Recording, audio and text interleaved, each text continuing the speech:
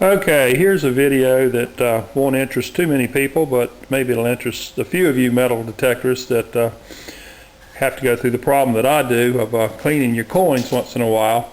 I was just cleaning some coins the last couple of days that I picked up on the beach, and when I got just about through, I decided, well, heck, maybe I'll make this video. I don't normally let over about $100 or so in coins accumulate because it's a little bit of a job to get them clean. Takes a little bit of a time. There's about $120 worth of coins here, and right here is some unclean coins that came from yesterday's hunt, and these are some ship spikes and some fishing weights that were in the box when I pulled them out. So I'll just show you real quickly what I do to clean them, and it's probably not much different than most of you folks. These are all quarters and nickels and dimes here. I don't clean pennies anymore. I quit cleaning them some time ago. It just got to be too much of a hassle, and the zinc pennies that you pick up in that salt water just aren't worth messing with anyway. So I just ignore my all pennies. I just toss them, or generally, frankly, I just toss them when I bring them home because they're in such bad shape. Okay, what you need, unless you got a better idea, is a good rock tumbler. And rock tumblers are not expensive. They're well made, and they're easy to get from any of the metal detector dealers. This is a Lortone rock tumbler. It's a double barrel tumbler that you can buy for under $100. I've had this one for years. It's cleaned hundreds, if not thousands of dollars in coins. They're very durable, and recommend that you get one if you don't have one. You can also get a single barrel tumbler if you just want to clean less coins, and there you can get one of those for about $70. And again, this double barrel is under $100, I believe. All right, the process is simple. You just simply toss those coins in one of your tumblers, and I'm going to go ahead and stop here and put them in. All right, this is not a very big batch of coins here. Normally I would fill that drum or that tumbler up probably about a third of the way with coins, and then throw in some beach rock on top of it. I'll show you. This is nothing but beach gravel. I don't try not to get the sand, just plain old the smallest beach rock that you can bring home from the beach. You can get you a little coffee can of that. It'll last for a long time. It really doesn't take much rock or gravel in with your coins. The coins actually would clean themselves rubbing against each other, but I think the gravel sort of, in addition to helping clean the coins, it separates the coins, and you'll get them cleaner a lot quicker. All right, next step, a couple of squirts of dishwashing liquid. Not too much. This is, like I say, a small batch here. Then put a little water in, and I'm only going to fill this one up about halfway.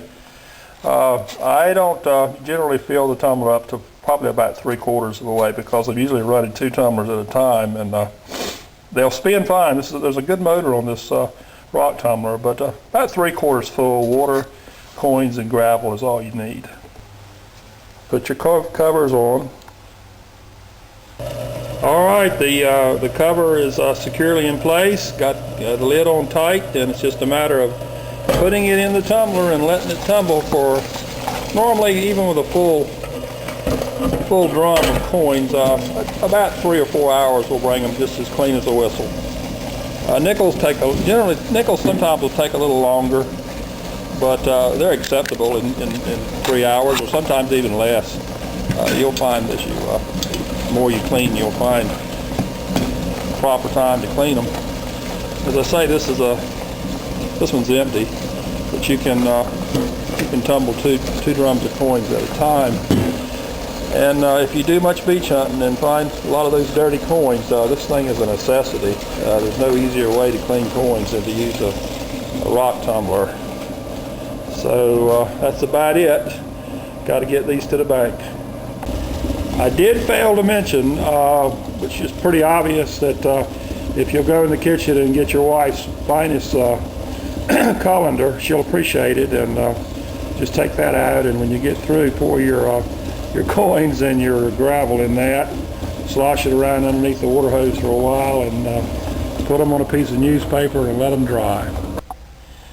I've laid this dime down there in the center to to use to tell a little story that probably some of you probably are familiar with the same situation. That's a regular dime in the middle, and those 5 dimes around it are dimes that's been in the wash for many years, and as you know, eventually it'll wash them down to where they're wafer thin. And I learned a long time ago you don't take these to the bank. Basically, you try to sneak them off at the hamburger drive-in window. Years ago, when I would collect about $500 worth of coins before I would clean them and take them to the bank, I would roll a lot of these coins, these thin dimes, in the rolls. And on one particular trip to the bank, I got a pretty astute teller who, when she was counting the rolls, suddenly realized that those rolls just didn't seem to be as full as they needed to be. So she proceeds to pour the coins out of one of the dime rolls and start counting. I just stood there smiling, and when she got up to the number of coins that's supposed to have been in there, 50 coins, I guess, what is it, in a roll, she said, "Where did you get this money? And is it real?" I said, "Of course it's real. It came off the beach." Well, she immediately implied that it had been laying on a railroad track and said she couldn't accept it into my deposit. We eventually got that ironed out, and she sent the coins off to the Federal Reserve, and I had to wait a few days, but finally got credit for them. So nowadays, when I take my coins in smaller numbers, I'll a lot of times just take them to one of those machines, pay the 8 or 9 cents on the dollar, and avoid a lot of the hassle with the banks.